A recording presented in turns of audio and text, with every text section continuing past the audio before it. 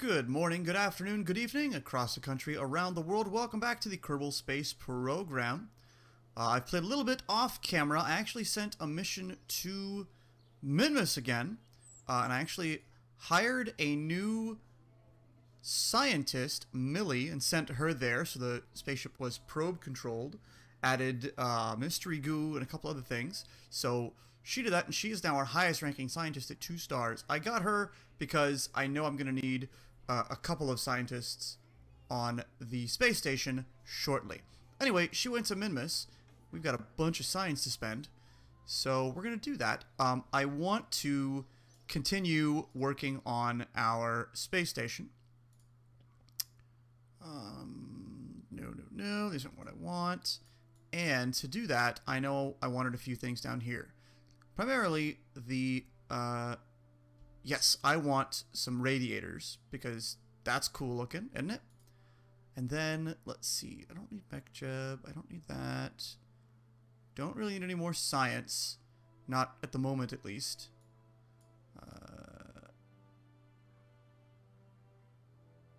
There was a different... Alright, don't need those yet. Don't need landing gear. Don't need any of these things. Don't need... What are you? Ducted... Oh, yes. And don't need the claw.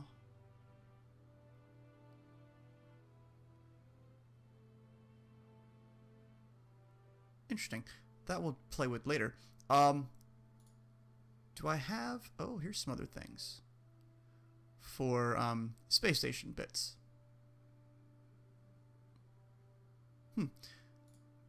Sorry. Looking at all the bits and bobs that I can get for space station goodies. But I don't really need them yet. I am going to want that one. Because that's a cool looking command pod. Maybe. We'll see. Not yet, though. Oops, sorry. I don't need those. Okay, so I guess I really only needed to unlock that one science module. What are you? Don't need that yet. Because I believe I already have... No, not you guys. I think I already have... Yes, I have the trusses, and that's what I want. So we're gonna build... We're gonna build 2 ships. I've actually already built one. I've built the science module and escape pod module. That's gonna launch.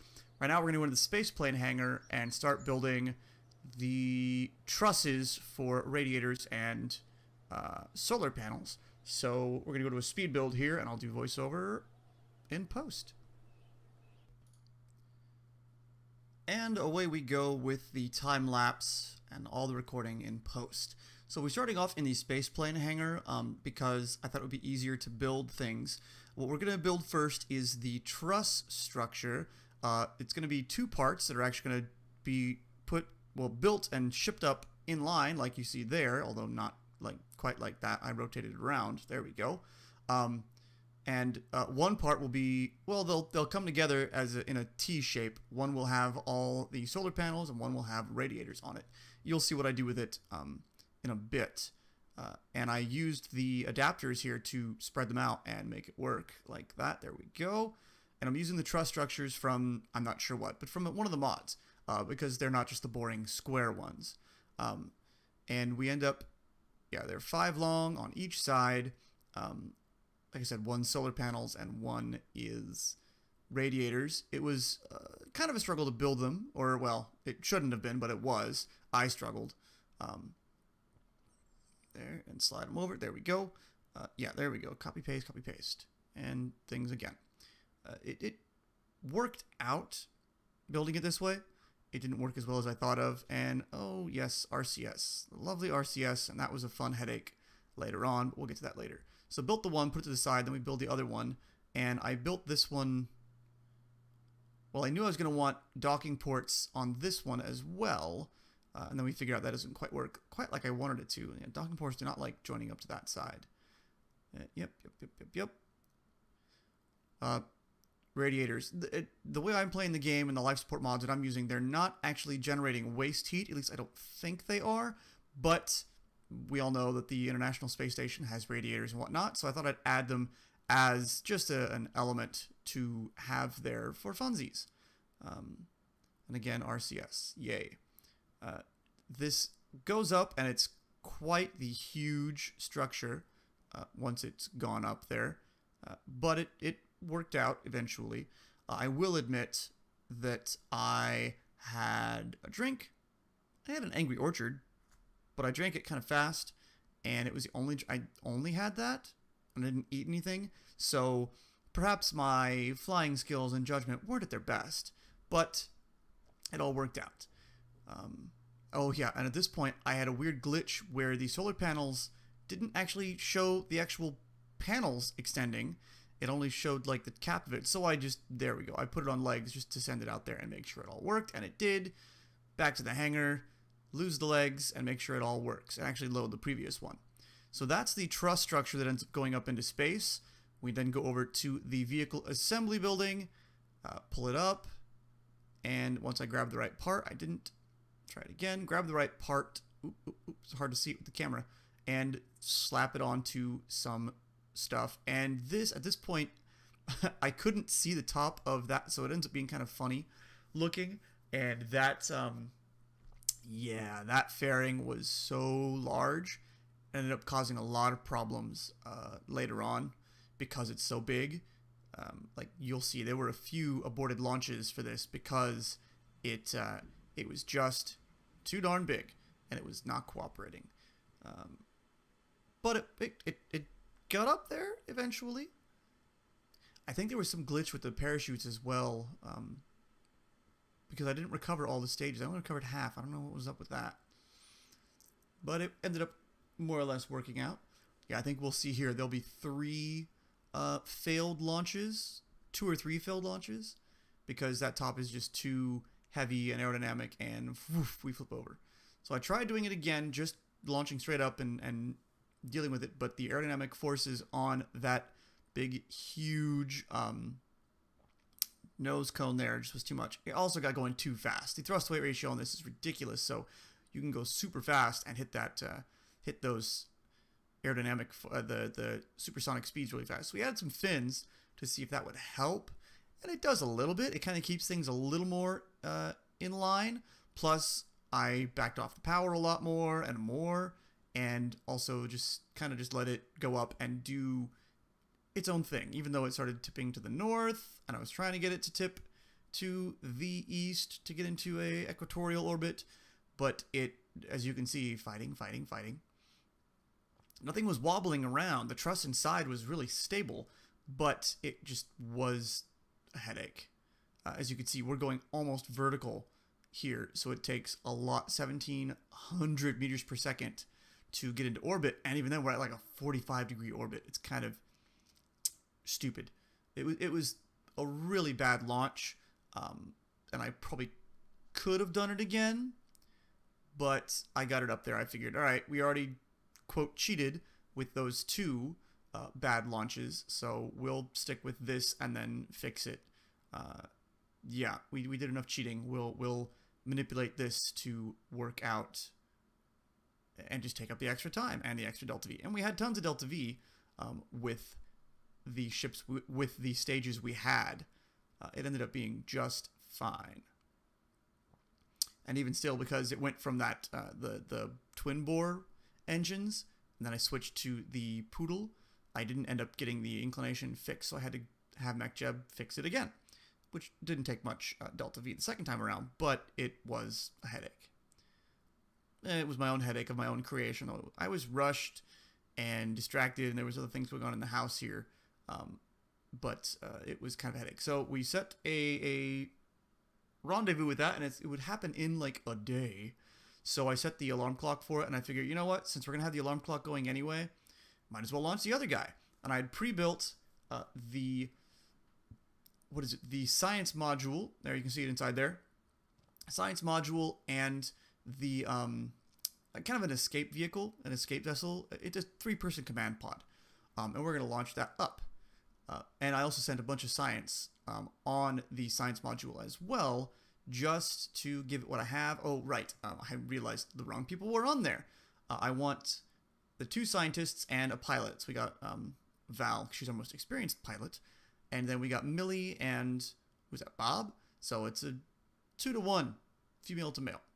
Anyway, we've got the science module with a bunch of science, so we can do research and build up that data, as well as, like I said, an escape module, so that these 3 have somewhere to escape to. Oh yes, part of the rules for what I am building for myself, for what I'm building, for space stations and missions and whatnot, for long duration missions like this, or any space station or anything that's going further away, really, I want to have hab space. So if there's going to be a pilot seat and then 2 in the science bay, we need to have at least 3 quote berths in some sort of other hab module. So we already have a what's it called? A hitchhiker's can, I think it's what it's called. We already have that all up there, so that's space for 4. So we have 3, so we're good. And there's food up there too. There's supplies, so that's good as well. Anyway, for everything that I'm going to build is going to be larger like this. There's space stations, or the next thing we'll build to go to the moon and do science there. It will have enough hab space so that theoretically the Kerbals would have somewhere to sleep and have downtime. I know there's a mod that actually facilitates this, and if you don't give them enough hab space, they go crazy, they die, they go catatonic, whatever they do. I've seen it happen to Scott Manley. And I know, like I said, I know there's a mod to do that, but I didn't really want to do that. Oh yeah, and I wanted to recover this piece and send it back into the planet, but for some reason, I think there's a power flow with the batteries, and it drained all the power out of the probe core that's part of the lowest stage there, the big stage. And so I had to go back and reroute power to it so that it had power and I could control it. Boom! And I bumped into it because I was trying to just give it a little thrust to vector it around. I just pushed it into the thing with the Kerbals on it. Oopsie. But they're fine. They survived. Everything's happy. Everything's okay. They are alive. And this is the final part we end up sending up there. And unfortunately, well, we had a couple hours to wait for this. Yeah, we go to the tracking station just to burn some time. Also, I think I cleaned out a bunch of debris. No, not yet. I do that later. Oh, yeah. Well, yeah, not yet. Remove. Go away. And right now, everything's all sunny and bright. Yay! But unfortunately, once we get into a position to actually rendezvous with the station, it's all on the night side. Of course it is. And I don't have... Well, Planet Shine doesn't work. I don't have any mods that can adjust the brightness unless there's something in the settings and I'm totally just missing it. But everything was really dark. Like, I almost had to stand up to look at the monitor from up above to look down, you know, up above to look down to get it to brighten up, just to see where I was going, what was happening. It made docking very, very difficult. Also, you probably can't see it in the video here. I don't know what's going on, whether it's the game or my computer or the hard drives. No, you can see it. It's there.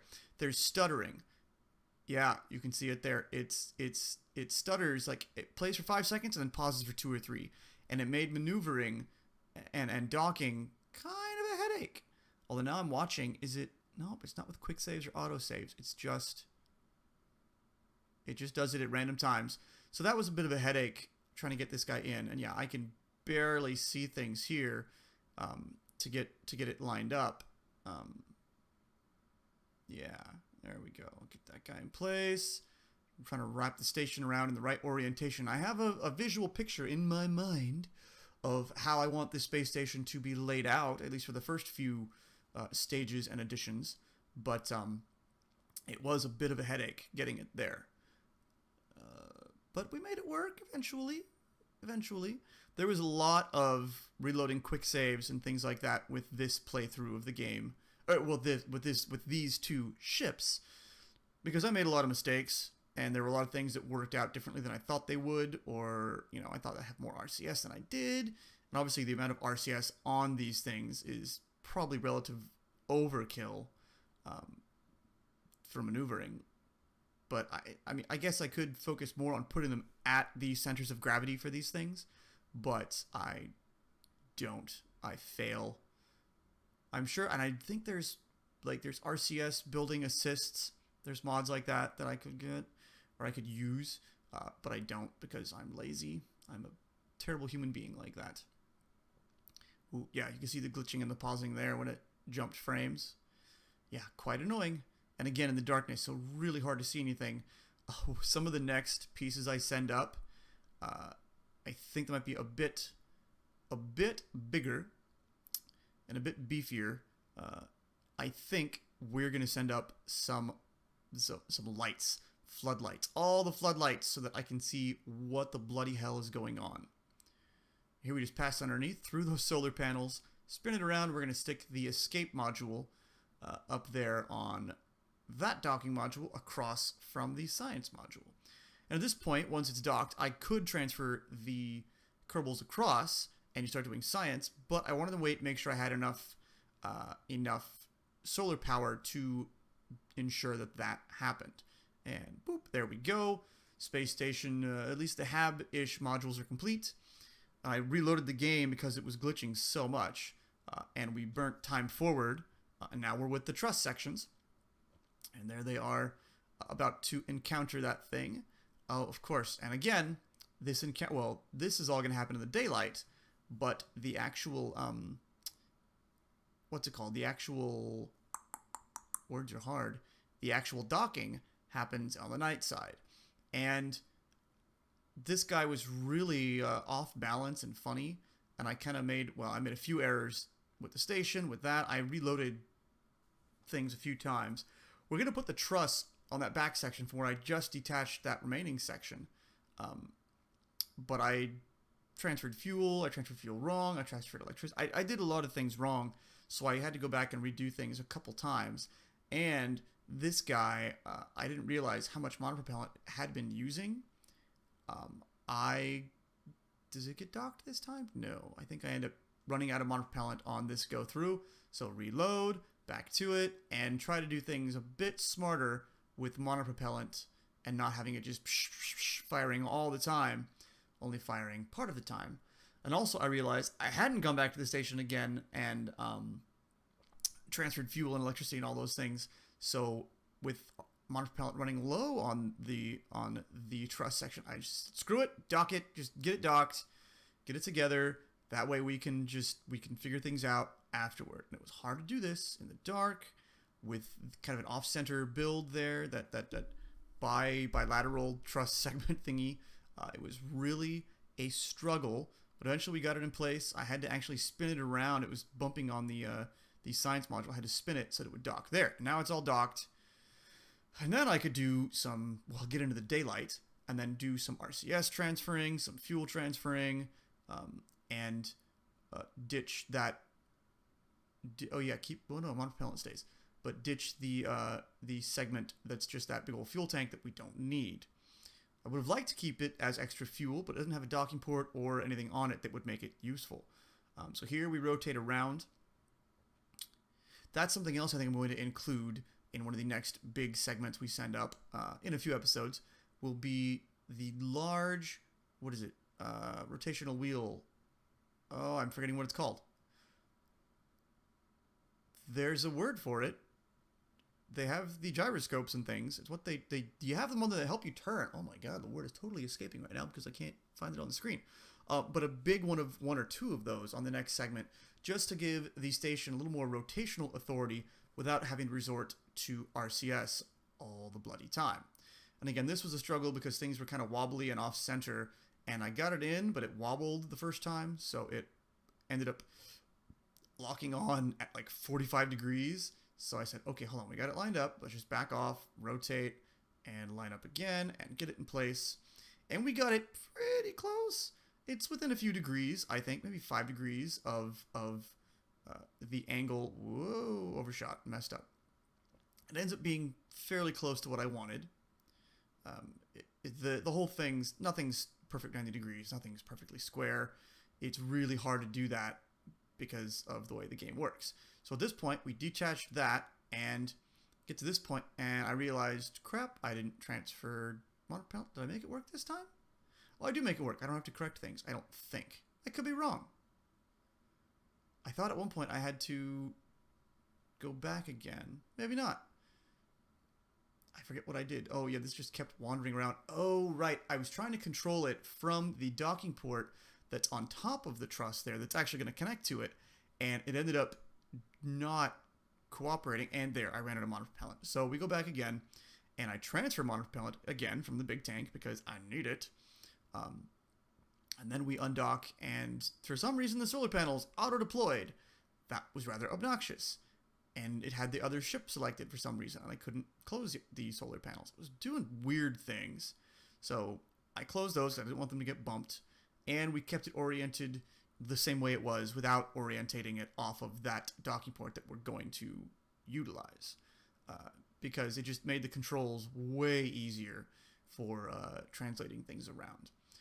And this was a lot easier. We drift in. We got tons of monopropellant this time too. We drift in and end up lining up, and we're not too far off of square. It ends up being pretty good. Yeah, I think I looked at it and said, yeah, close enough. Let's just go with it. Screw it. Lock it in. At this point, this was about 3 hours into this whole mission, and I was feeling it. I was done. I just wanted to see it completed and looking pretty, and I was ready for it to just lock home, and so we did. So like I said, it's not 90 degrees perfect. It's not amazing, but it's decent. It's good enough for government work. Yeah, you can see the angle there, but it's not bad. It's not much.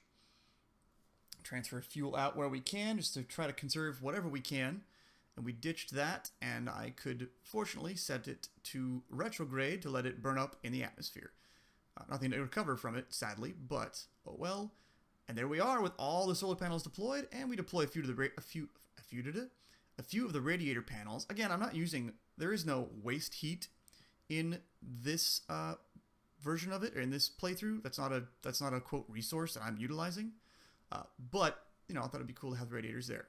So now we get things docked, and oh, I think it was off camera. I set up. Nope, there it goes. Set up all the science, transfer it into the science module, and we start researching. Our scientists are decent level. They're, I think, a 1 and a 2, but these experiments have all been run, at least most of them have been run in orbit over Kerbin already, so they weren't really all that valuable to send into the science module, so it's not much. It's only partially full. But next plan is to get more science to put in there from the Moon and Midmas, and that's it for this one. Thanks for watching, thanks for hanging out. If you like, hit subscribe, tell your friends, tell your neighbors, pass the word. I will catch you later.